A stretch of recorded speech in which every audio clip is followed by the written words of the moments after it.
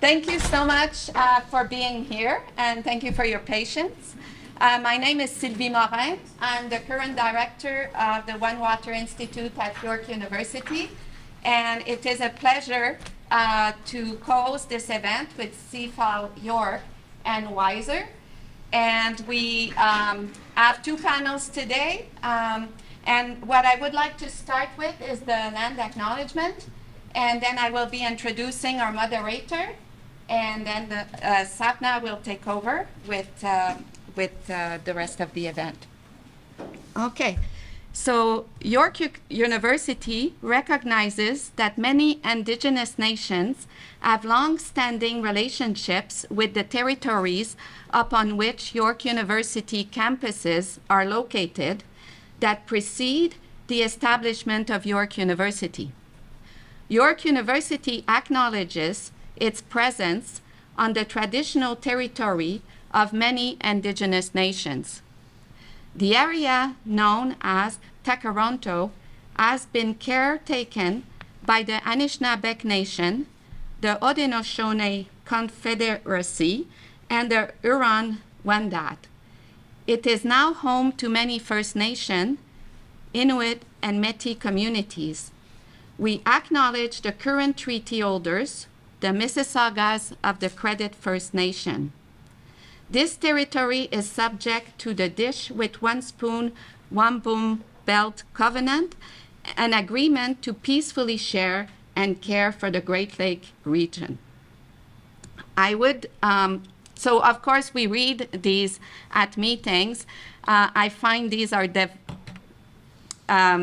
empty unless we maybe reflect a little bit on what it means to peacefully share and care for the Great Lake regions. So I would like everyone to take a moment, especially that we will be talking about water today and water security, scarcity, and access. So please all take a moment to think about how you can, in your life, in your research, contribute to decolonization and also the caring for the land. Thank you.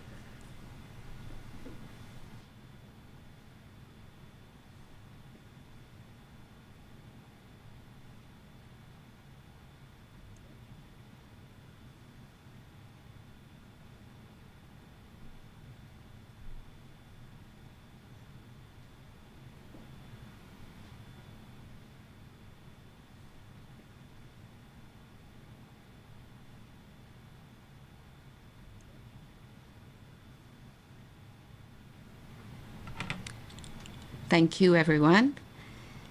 So now it is my pleasure to introduce today's moderator. Professor Sharma's research highlights how lakes worldwide respond to climate change, including rapid ice loss, warming water temperatures, degrading water quality, and changing fish distributions. Her research has led to an induction to the Royal Society of Canada, College of New Scholars, and named one of Canada's top 10 women water scientists. She is a dedicated science communicator and is the founder of SEEDS, an outreach program for refugees. She was invited to serve as vice chair for the Royal Canadian Institute for Science and awarded the Canadian Council of University Biology Chairs Science Promotion Prize for her commitment to science outreach. It is my pleasure to welcome Dr. Sharma here today. So you can take over. Okay, great. Thanks. Thanks, everybody, for coming today.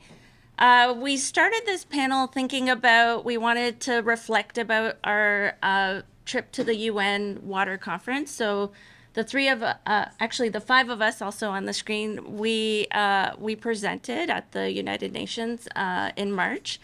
But rather than just simply doing a reflection of our experience there, we thought we would share what we shared with the United Nations, with the York community, And we're going to do it in two sections today. So the first panel will be talking about Indigenous relationships with water.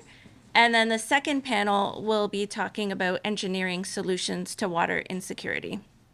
And before we begin, I just wanted to set the stage about fresh water, how much we have, what our situation is. So as you all know, fresh water is important for hydration, transportation, recreation, food production. Yet the fresh water available in lakes and rivers only accounts for less than 1% of the fresh water available. We have a better understanding. So I work on lakes, and in this map here is a distribution of lakes on the planet. There are an estimated 118 million lakes in the world, but what you can see is the density of lakes is higher at the northern regions of the planet. Here in this map, we have the density of humans, and you see a stark difference on where most of the people live. So most of the people live, 85% of the world's population lives in the global south. And so we have more fresh water in the north, more people living in the global south, and that creates like this disparity where we don't have equitable access to fresh water, and marginalized communities are more vulnerable to freshwater insecurity.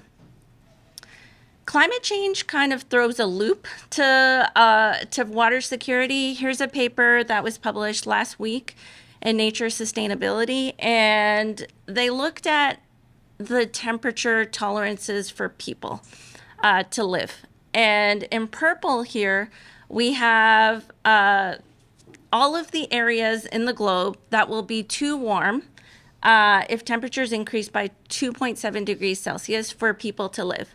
That influences 2 billion people.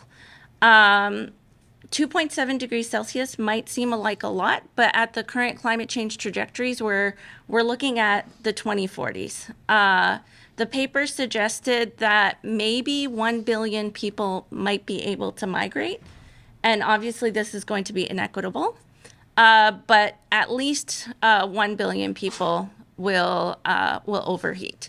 And so we have human security issues, and water security is at the heart of it as well. And access to clean water is a human right. The United Nations has designated it as a human right. But over 2 billion people do not have safe access to clean water in their homes. This leads to 3.5 million deaths annually, many of whom are children. And you might think Canada is in a different situation. We have over 9 million lakes. We have 20% of the world's freshwater supply, and that's not even counting the Laurentian Great Lakes. But there are hundreds of drinking water advisories across the country, many of which are in Indigenous communities. And so, and that's in 2023, that is not okay. And what we want to do through this panel is learn about the importance of water and Indigenous relationships to water, but then also think about, are there ways to engineer solutions to water insecurity? And so this leads me to introducing our esteemed panel, who we have today. We'll be starting off with Jessica. Jessica Keeshig Martin is an Anishinaabe and a member of the Chippewa of Nawash Unceded First Nation. For over a decade, Jessica has worked for Indigenous nations and organizations in the area of justice, energy, education, governance, and the environment. Jessica is completing her doctoral studies in education at York University, and her research focuses on Anishinaabe philosophies and practices in earth caretaking systems. So I will pass it over to Jessica. Ani Bojo, Badabinokwe, Jessica Keeshig Martin, Adishnikas, Maingan Dodem, Sagin Anishinaabe King, Minwa Niashingming Ndonjaba, My name is Jessica. I'm an Anishinaabe of the Three Fires Confederacy of the People of the Great Lakes. I wanted to acknowledge again the lands and rivers and ocean around New York and that area of Turtle Island and the Lenape people who cared for those lands, and also the Anishinaabe and Haudenosaunee and Huron peoples who have cared for these lands that York is currently sitting on as well since time immemorial. I also want to acknowledge the ancestors, elders, and knowledge holders that have been providing teachings and ways to care for water and who have led the way for me to be able to do the work that I do. As mentioned, my First Nation community is the Chippewas of Nawash Unceded First Nation, which is located at Niashiniming, which translates to the place surrounded by water on three sides. It is located on Wasauguma, which is Georgian Bay, a big bay off of Lake Huron, as you all probably know and maybe visited. Our ancestors envisioned Anishinaabe King, our territory, to be the place that their children and descendants could thrive, yet today our well-being and our future survival is threatened. Much of Anishinaabe King, our homelands in the south, has been deforested and is now primarily farmland. Residential and industrial development and rock quarries are located all over our territory. Anishinaabe King now hosts one of the world's largest nuclear power plants, which is Bruce Power. This massive power plant sits on the shore of Lake Huron. It siphons an Olympic-sized swimming pool of water from the lake every 7 seconds, and it releases it back into Lake Huron 10 degrees warmer. In the siphoning process, tons of fish are killed, and at the site, there's a volume of about 3,000 cubic meters of high-level radioactive waste and about 80,000 cubic meters of low and intermediate level radioactive waste at the site. Our nation is very concerned about the increasing amount of nuclear waste, the lack of a long-term waste management plan, and the potential for burial of nuclear waste 600 meters below the Earth's surface in a deep geologic repository at the site. Climate change is also a great concern to us, as it is to all Anishinaabe, and increasing reliance on nuclear power isn't the answer. Prior generations were able to drink from the streams in our homelands. Since January 2019, my First Nation has been under a boil water advisory. Currently, a new water treatment plant is being constructed and critical upgrades are being made to the existing water distribution system. Recently, my grandmother's land has just been dug up to put in some of that infrastructure last week, actually. The 30-year-old water treatment plant became too difficult to maintain and key components could not be replaced. An Anishinaabe ceremony was held to launch the construction of the treatment plant, to speak to the thunderbirds and to the land and water spirits. Out of fear, I believe my grandmother and our family may continue to drink bottled water, maybe for a very long time, we're not sure. So in listening to some of the ways water had been referred to at the UNWATER conference, I am concerned. Water is not a resource or a commodity for humans. We are water. We are the children of the water that surrounds us. The water that we drink every day and interact with every day is a part of our bodies right now. We need to have better language when we talk about such a massively intelligent and wise ancestor. My path has brought me to learn more about our Anishinaabe roots, including our culture, philosophies, ways of knowing and being. Imperialism and colonialism really mess things up. But I think we all have roots in our beautiful cultures that were at certain times in good relationships with water. I've been told by our elders that to remember those ethics that we all have to do is to be with the land and water. Let us look to those teachings that promote an ethical and balanced way to be. I believe this is the work that we all need to do. Here at the UN Water Conference, I also experienced great strides to bring the voice forward of Indigenous peoples, women who are the carriers of water, and marginalized peoples. So in that vein, I am hopeful. In the springtime, I participated in a ceremony for tapping maple trees, UNiTAR, and with the Sweetwater Collective in Toronto.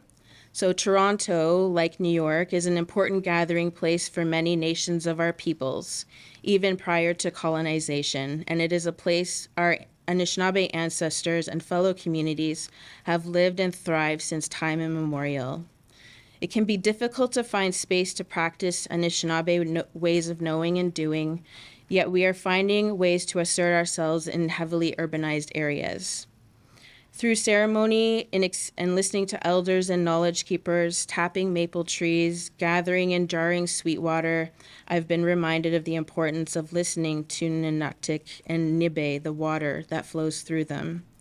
So as the winter faded and the sun is with us for longer times in this part of the world, and the temperatures began to rise, we gathered from the earth. The water is gathered from the earth and brought up to the top of Ninatik. I am told the sweet water is for Ninatik to be able to grow its leaves. When Ninatik has been tapped, some of the sweet water is released through the tap into a container. The increased fluctuations in temperatures, which can be the result of climate change among other factors, can have an adverse impact on Ninatik. In our region, Ninatik is one of the most valuable trees. So in a Anishinaabe perspective, everything has spirit. Ninatik are beings with great capacities to communicate, create, and influence. In my experience with them, I have felt that kindness and generosity from Ninatik. They are beautiful. They bring the sweetness of life. We carry responsibilities in our relationships to them. There is a great story that is well told by many elders, and I'll briefly talk about that story here, that is well known to the Anishinaabe. That at one time, syrup would pour out of Ninatik, and humans were getting very greedy and taking too much from Ninatik. They would tap the tree trunk, lay down, and syrup would flow into their mouths. Creator saw that the humans became lazy and decided to pour buckets of water into the maples. They wanted to make humans work in order to get the syrup, and so sweet water would run for only a certain period of time of the year, and humans would have to spend days gathering and boiling the sweet water if they wanted syrup. The stories and teachings of Indigenous peoples, like that of my nation, the Anishinaabe, are our original instructions. As we say, they contain our law. They teach us about love and care for Mama Aki and Nibe. Our relationships with Nibe and Ninatik are based within deep connections and the responsibility to live in a good way with all of creation. As we say, Minno B'Madswin. The story of maple syrup reminds us to live in a more balanced way, not to take too much, to give, and to work. Ninatik absorbs carbon dioxide and water and makes sweet water. They give us solutions to climate change and access to sustenance. Let's continue to be with them and listen to what they are telling us with humbleness and an open heart and mind. Miigwech.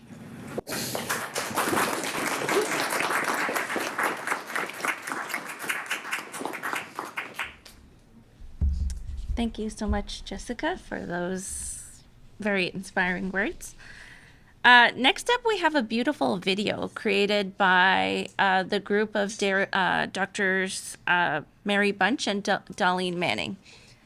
Dr. Manning is a Queen's National Scholar in Anishinaabe Language, Knowledge, and Culture, Philosophy and Cultural Studies at Queen's University in Kingston, Ontario. And there they are on that screen.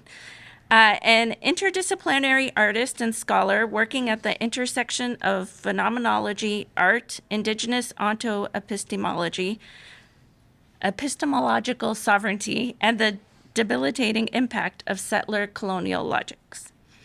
Dr. Mary Bunch is a Canada Research Chair and Associate Professor in Cinema and Media Arts at York University.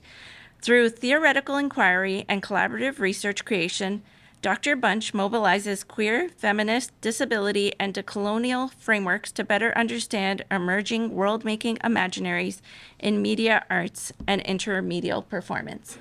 And they created this video as a representation of one of their virtual reality pieces, and we're going to play that for you today.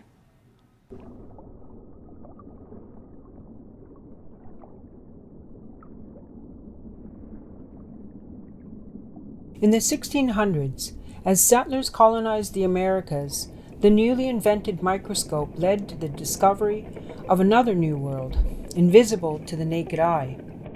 The detection of microworlds, animated with tiny animals wondrously hidden in drops of water, ignited Western imaginaries. Microscopy also contributed to a reductive view that geographer Jamie Linton calls modern water. Marked by a distinct habit of abstraction related to water that has given modern society license to adulterate, dam, divert, and contain water, resulting in significant social and ecological devastation. If water and other vital elements remain abstract as mere resources taken for profit, attitudes towards our biosphere and other than human worlds will not substantially transform. A radical shift in our very ontologies, our way of understanding reality, is required to move us away from human-centric motivations, toward a meaningful investment in ecologies as deeply interconnected and interdependent. Working with microscopic images of water found online as well as gathered from the marshy edges of the St. Lawrence River, emerging from the water, the digital gallery and artwork restories water from the perspective of Anishinaabe ontologies. Microbial worlds teeming with living protozoa, plankton, bacteria, and algae are Nido, or spirit, potency, potential, process, energy, expressed as that which is simultaneously happening and about to take place, as emergent possibility.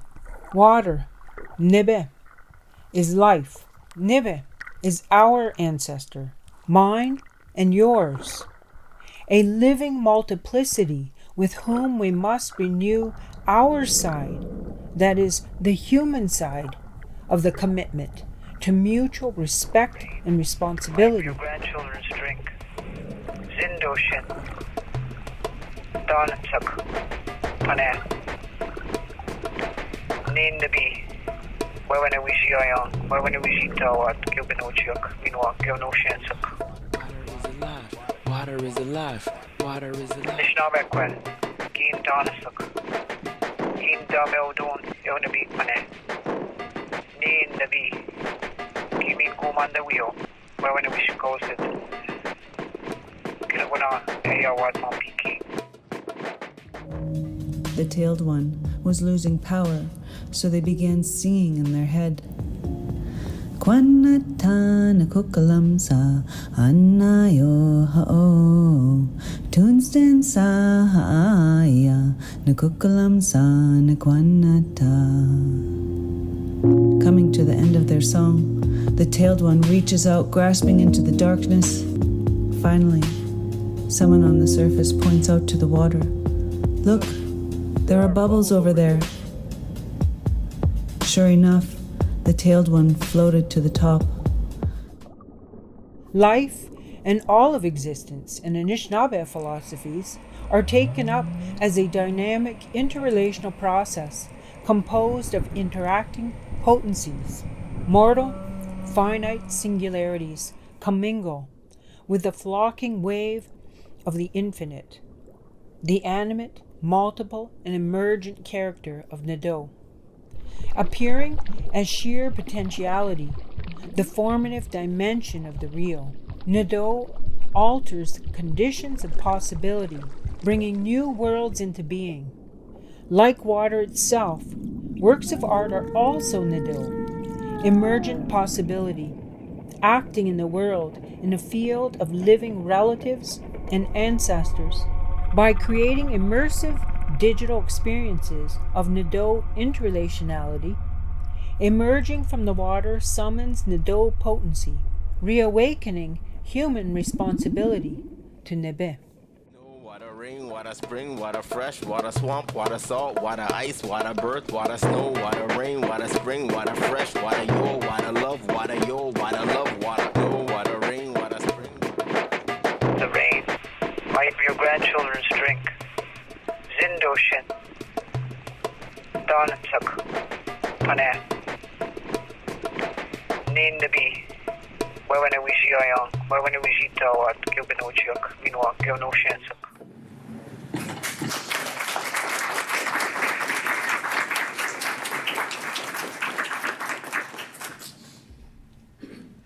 Thank you, Darlene and Mary, for sharing your art and your vision with us.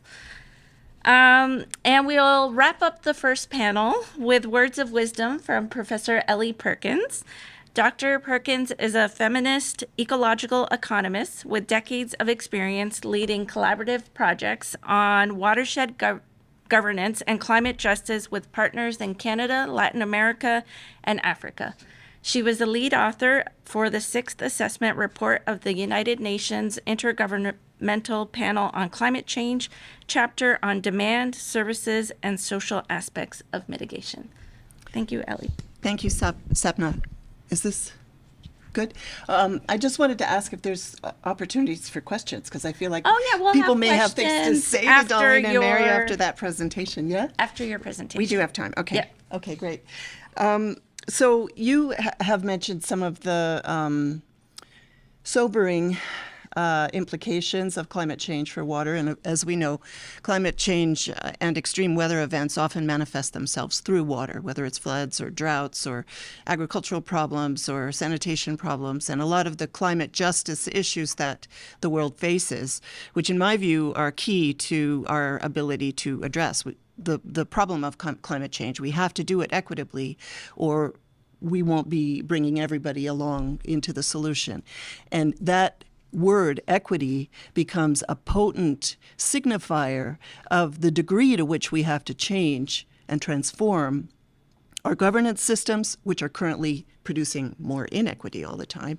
Capitalism does that too, as we know from Piketty's research on capitalism and increasing inequity over the world. And so for me, that little word equity, 5 letters, right, that signifies and is sort of the seed. If that's what we're working for, we're talking about something that is big. I'm not going to go over the things that you have mentioned about water as a problem. I'll just mention, well, I will. 2 sentences. Fresh water in Canada, just talking about Canada, and this is true to some degree internationally as well, often funded and driven by Canadian-based multinationals. But water is endangered by mining, by industrial and agricultural pollution. Much of the phosphate fertilizer that's used all over the world is produced in Canada, as we know. Shrinking wetlands for development and for draining, when people perhaps mistakenly think that you can address human sanitation and health problems by draining wetlands. Biodiversity loss, toxics, road salt, unsustainable drawdowns of aquifers, unsanitary waste disposal. There are many sort of symptoms and ways to characterize how water problems manifest themselves. And I'll just reiterate, socioeconomic inequities, racism, geographic remoteness, and climate change heighten the unjust impacts of these accelerating water problems on different groups of people, inequitably on different groups of people. So these are all problems caused by colonialism, which developed along with capitalism and along with fossil fuel development as a package. When we're talking about a transformation, we're talking about moving the energy transition beyond fossil fuels, accompanied by the changes in governance systems and economic systems, which will make that possible. And I think it's these inequities have caused a particular burden on Indigenous peoples in Canada for sure and worldwide. And we are not talking about that in detail today, but there is much, much, much that can be said. Water problems are worldwide. Solutions to these daunting problems are a shared endeavor. And as I've said, I think it behooves us to take a big picture, to talk about the overall systemic issues, not just the symptoms. Although it's often ignored because of economic pressures for extraction, this is still slide 1, right? Yeah. Academics generally agree that participatory governance and community-based research are vital in order for academics and people with the privileged social position to be able to do research in the first place, are able to understand what people on the ground, vulnerable people, the ones who are most affected by challenges related to water, what they're actually experiencing. So we ask the local people what water challenges they're facing, what the causes are they, according to them, what should be done about it. They have local knowledge, historical and political insights, and they are the ones who will likely be implementing and dealing with whatever the researchers propose. So while scientific studies can contribute insights, technical solutions should serve the interests of local people, not outsiders' impressions of what might have been the case somewhere else. And the research questions themselves should be generated by local community members through participatory, respectful relationships. Indigenous researchers point out that damage-centered research, highlighting problems, not solutions, is dominant in the literature, even though First Nations have developed a range of innovative and successful strategies for water, about human relationships with other beings in water-grounded ecosystems. And those strategies are grounded in Indigenous governance principles and teachings. First Peoples are working hard to reclaim space in international gatherings like the UN Water meeting in March that we attended. We're meeting on Indigenous land where the richness of not only the water but the whole territory has been stolen and misused for centuries. When Indigenous knowledge holders share their knowledge about the causes of serious water problems and climate change in this hyper-colonized world, and when they offer insights regarding what needs to be done to restore balance, they are bestowing huge gifts.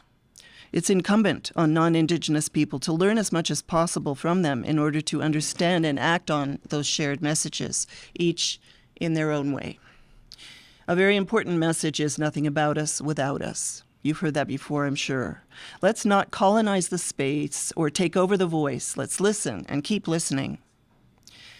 Here are some examples in slide 2 of approaches to the water crisis that Indigenous people are offering and sharing. This is in the peer-reviewed literature. There is so much when you look. And I just wanted to put up a few things that I found in a very quick search before we went to the conference in March. There are very many examples of Indigenous peoples putting forward ideas that have to do with governance systems, but also directed towards water towards raising up water as life. But there's something more that non-Indigenous colleagues can and should do as well. Graham Reed, who is a senior policy advisor on environment, lands, and water for the Assembly of First Nations, shared this in a recent webinar at the Center for Indigenous Knowledges and Languages at York University. This is the third slide. I guess, I know it's hard to get it all, but maybe we'll circulate the slides and you could sort of click on those resources if you're interested. Graham called on non-Indigenous researchers to unpack how government policies continue to reinforce the problems that create imbalances, and how colonial policies and the institutions are limiting the efficacy of Indigenous people and harming First Peoples in ongoing ways, precisely due to ongoing actions by colonial governments and to Western European-derived ways of knowing and use of power. The relationship between colonialism and water challenges is something that non-Indigenous researchers can and should help to document and critique with a view to the transformation that we are already in the middle of, like it or not, due to climate crisis. And we need to understand, as I said, that it's a systemic issue, not a symptom-based issue. So at the UN meeting, several of us wrote together a statement that we wanted to convey to the UN. And the whole UN process at that meeting was about voluntary commitments. They were encouraging groups of academics, civil society organizations, governments, and even the private sector to come together and make statements to each other about what they were going to do, hopefully with metrics, hopefully with predicted outcomes, hopefully with a time frame. And the idea was if you get several parties involved, they can sort of hold each other accountable. So that's a reasonable approach for the UN, which doesn't have any other way to influence what it says. It's you know, they can make international agreements, but they don't really have any way to enforce them other than getting people on board with the program. So we said that we will work towards Indigenous sovereignty and decolonization. First Peoples' self-determination over their land, cultures, governance, and economic systems. We will continue to research, learn about, write about, and share our understandings of how ongoing colonialism endangers water and ecosystems worldwide. And we invite everyone to make this kind of a commitment to each other and to have some kind of a community, as I said, to hold each other accountable, because that's the way humans often do things, and it can be an effective way to participate in the transformation. Thank you.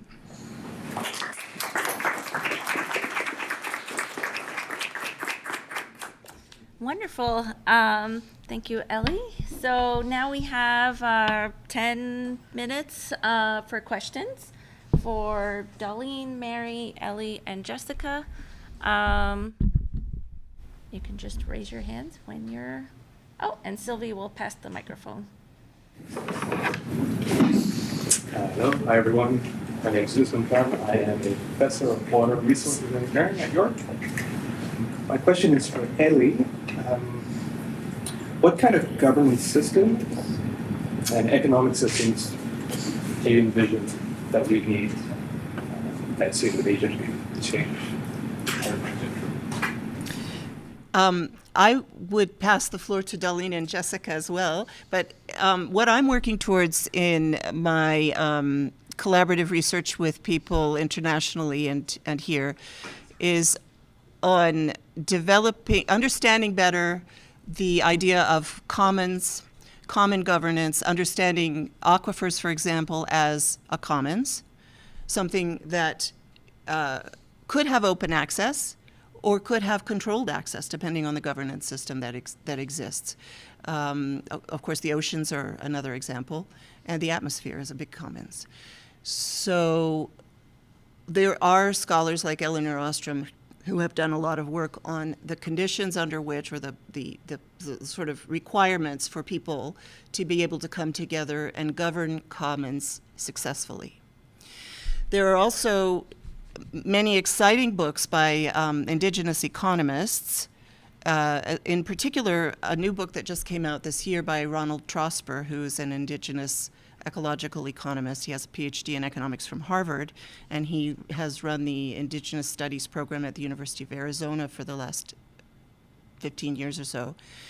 And he has documented how the interrelationship between the governance system and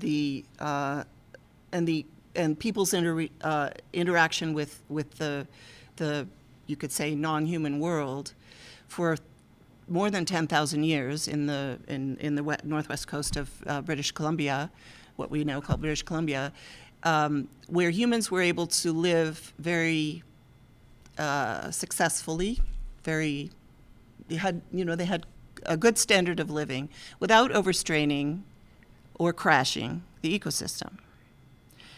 No colonial or capitalist power could say the same. And so he highlights the ways in which the governance system was set up to reduce the possibilities for greed to be in synergy with political leadership in a way that leads over extraction, basically. And all the complex ways that were set up there to make sure that that would happen. It seems to me the problem comes down to the market and its incentives for commodification and for over extraction.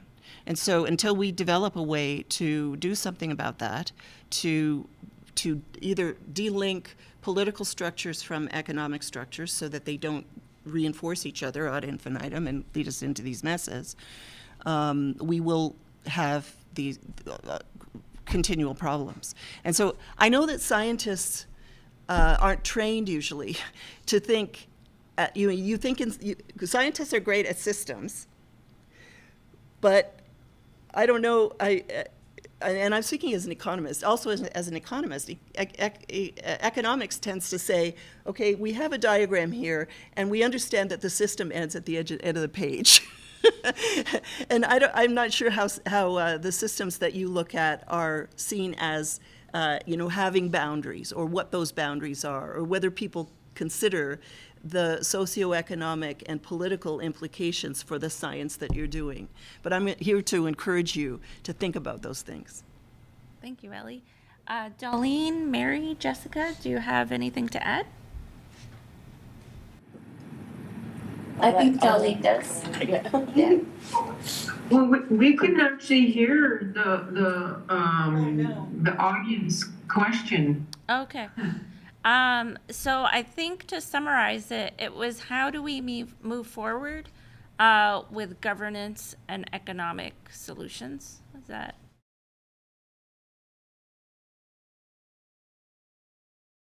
Yeah, what type of governance and economic systems do you envision working for the solution?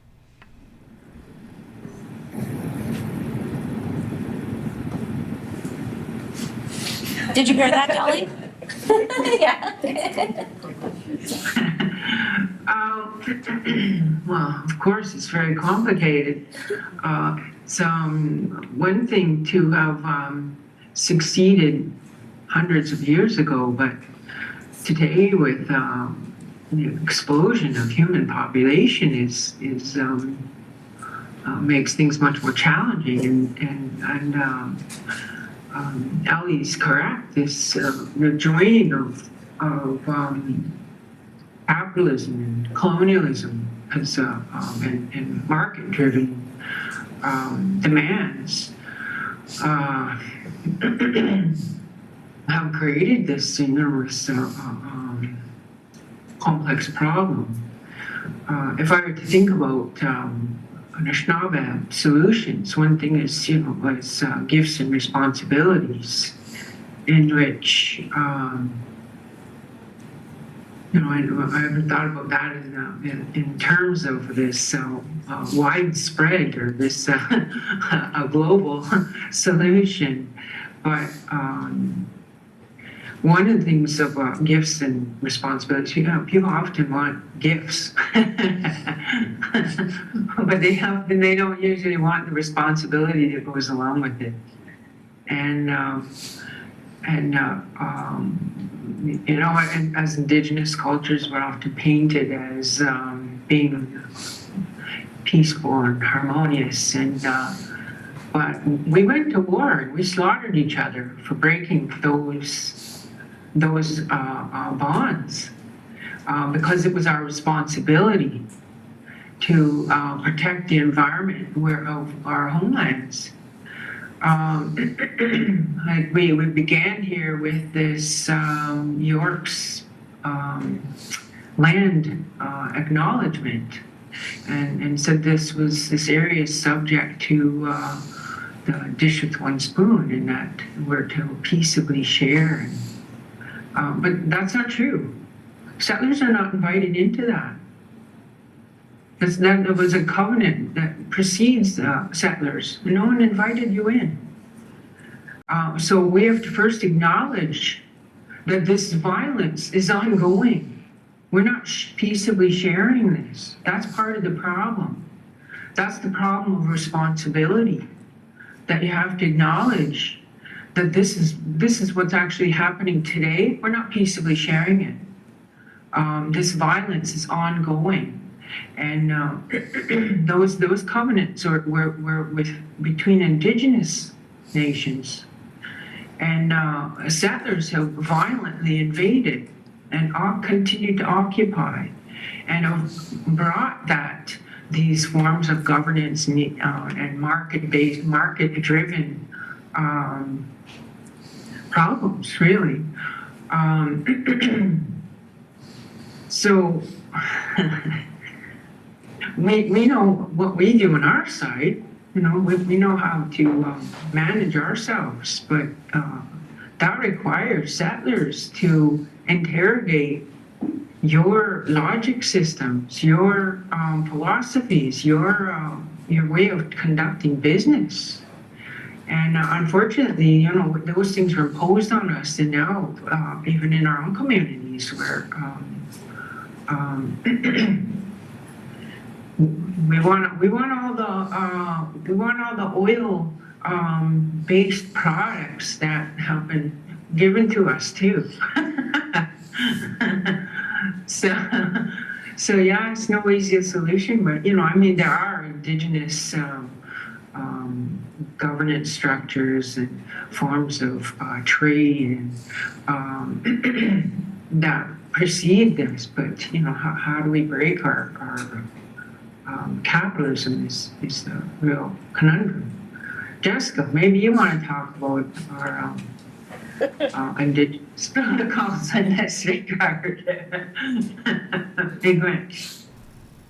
I think you did a good job. But yeah, just to follow up on that, I can only speak from Anishinaabeg perspectives of governance, and moving forward with the United Nations Declaration on the Rights of Indigenous Peoples as the minimum standards for which we should be proceeding with, and respect for Indigenous self-determination, and allowing and providing and giving up space for the revitalization and rebuilding of our nations, I think is what we need right now. Thank you. Thank you, Usman, for inspiring that discussion. And I think we'll have one last question. I just have a question. I know there's a lot of political and economical factors that affect sort of the water quality in your community. What are some ways that you guys yourself traditionally, improve water quality in your community? So just to reiterate for Darlene and Mary, the question is about issues around water quality and what are some traditional practices used to improve water quality in your experiences. Darlene, did you want to start? Go ahead. I don't have expertise in water quality management, but right now we're planning to do a water walk. I'm not sure if many have heard of that before, but it was a movement started by Anishinaabe grandmothers like Josephine Mandaminba and other elders and knowledge keepers that would walk and honor and pray for the water around the Great Lakes and all across Turtle Island. And so in our nation of the Saugeen Ojibwe Nation, we're currently planning a water walk around the circumference of our territory beginning on July 1st. And so from our worldview and our perspective, walking for the water from morning to night, praying for the water, making offerings to the water, doing ceremony, bringing attention and awareness to it as well along the walk. It will take about 2 weeks to do. Is a way that helps to lets the being of water know that we love and care for it and honor them, and that letting other human beings know of our relationship in that way. So that's one kind of way. Another, I know we have, we're really strong in our nation. We have a Saugeen Ojibwe Nation Environment Office. We have technical experts and people that go out onto the water and monitor the quality of the water along the coastline around our territory on a continual basis to make sure, and then provide that feedback in their, leadership discussions with the government. Mm-hmm. Thank you, Jessica. Darlene, would you like to add to that? Or Mary? Yeah, I would say, sorry, do you want to play it? Well, I don't know any Anishinaabe practices, but I say just logically, you start by not dumping chemicals in the water, or putting oil in the water, and treating water like it's just there for you to do whatever you want with it.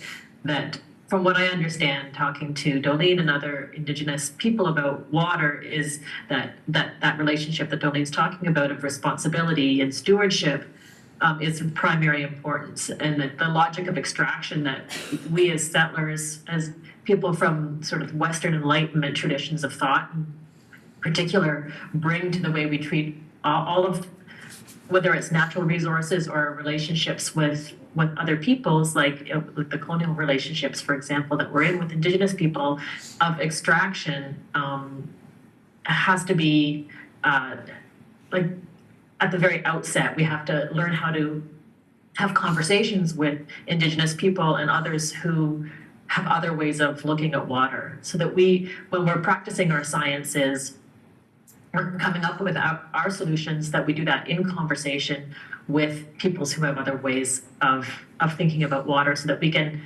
I think as Dolene was saying, like changing our philosophy changes our actions. And so I think that's one of the reasons that we're here today. Anyway, Dolene? Well, just to say, of course, when the protection of our wetlands is extremely important for this very reason. Like, for example, water lilies are really are a strong water purification.